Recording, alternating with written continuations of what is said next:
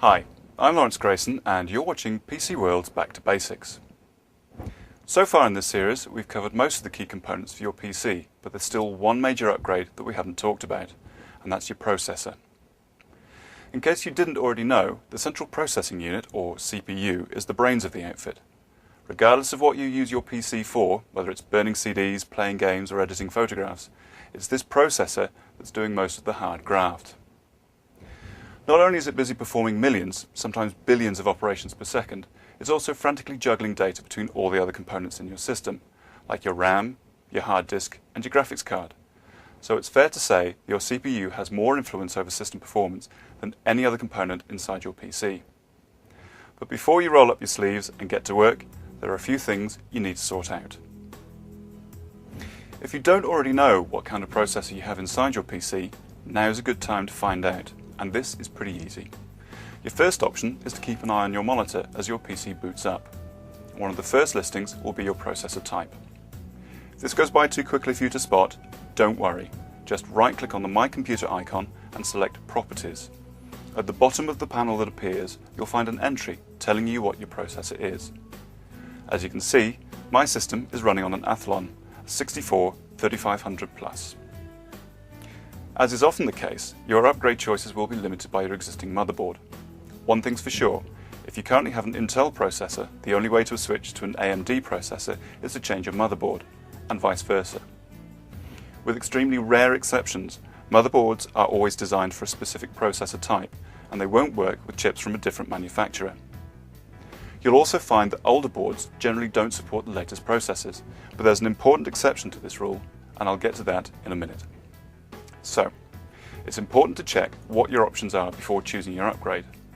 Normally, I'd be pointing at your system documentation, as this will probably list the processors that your motherboard supports. But it's actually a much better idea to check with the motherboard manufacturer's website, as this will have more up-to-date information. Another thing to consider is the cooling system for your new chip. As I've mentioned before, heatsinks and fans come in a wide range of shapes, sizes and price points. But the best thing to do here is opt for a processor that comes with its own, often called a stock cooler.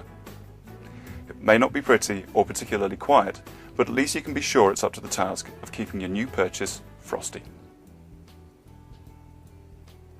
If you were paying attention earlier, you'll remember that I mentioned an exception to the old board new processor rule. And this is it, AMD's new dual-core Athlon 64X2.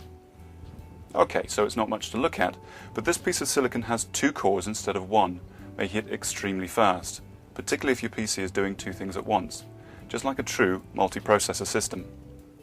And, unlike other dual-core processors, the way this one's built means that it'll work with most existing Socket 939 motherboards. So, if you're already using a regular Athlon 64 and want to upgrade to a dual-core processor, there's a pretty good chance that you can do it without having to change anything else. The first step in upgrading your CPU is actually a software procedure called flashing your BIOS. This is actually a lot less interesting than it sounds, but it's often the only way you'll get your existing motherboard to recognize your new processor. You do this by visiting the motherboard manufacturer's website and downloading the latest BIOS update for your particular model. Check your documentation or look at the motherboard label for the model number. In my case, I'm using a Gigabyte GA-K8 NF9. Depending on the manufacturer, you may need to download a separate update utility, but current Gigabyte boards have one built in. So in this case, all I have to do is save the BIOS update to a floppy disk. Your BIOS update procedure may be different, so follow the instructions provided by the motherboard manufacturer very carefully and make sure that you have the correct BIOS for your model. Getting it wrong can cause serious problems. To flash the BIOS on my system, I boot up and hit the delete key to bring up the setup screen. Then I hit F8 to start the QFlash utility. I then insert the floppy disk with the new BIOS file on it, select Update from floppy, and the PC will then do the rest. Once this is out of the way, it's time to start messing around with the hardware. After taking the usual anti-static precautions and opening your PC, your next step is to detach the existing heatsink and fan. And once again, this procedure depends upon the type that you have. Some heatsinks have screw-top releases or mounting plates, but this one has a lever that needs to be lifted and 2 catches that are released with a flathead screwdriver. If it's not obvious how to remove yours, check with the manual first. There's also a small cable running from the motherboard to the fan, and you should unplug this while you're in the neighbourhood. As I mentioned in a previous video, the heatsink may be reluctant to come away from the processor thanks to a layer of thermal paste on the bottom. If this happens to you, gently twist the heatsink to help release it. Your old processor will now be accessible, so look for the lever at the side of the socket. Lifting this out and upwards will release the chip, allowing you to remove it easily. All processors fit into their sockets in a very specific way and are designed to make sure you don't plug them in backwards.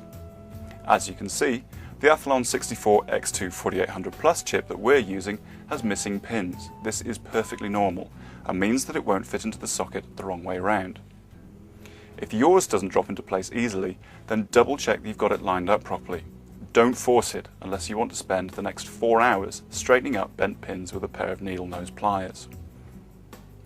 When you're sure it's seated correctly, close the lever and lock it into place. Now take a good look at the bottom of your heatsink.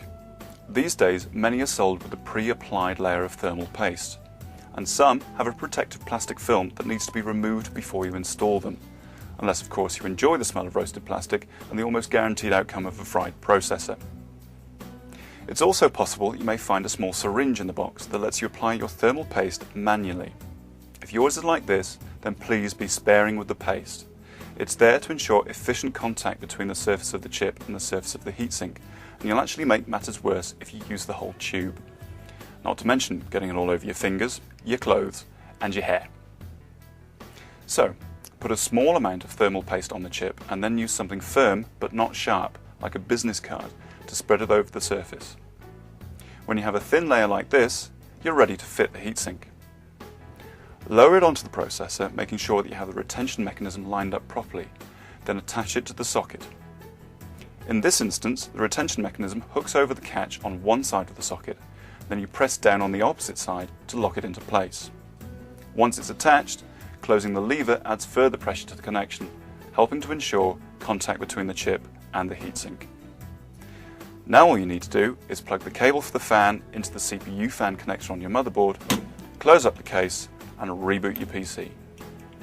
If everything has gone to plan, the BIOS will report the existence of your new processor during boot, and Windows will automatically recognize it, as you can see from this screen, which shows my new dual-core Athlon in action. That's it, you're done. Hopefully I've shown you that upgrading your CPU isn't as dramatic as it sounds, and that you've had some fun following this guide. Thanks for watching, and I'll see you next time on PC World's Back to Basics.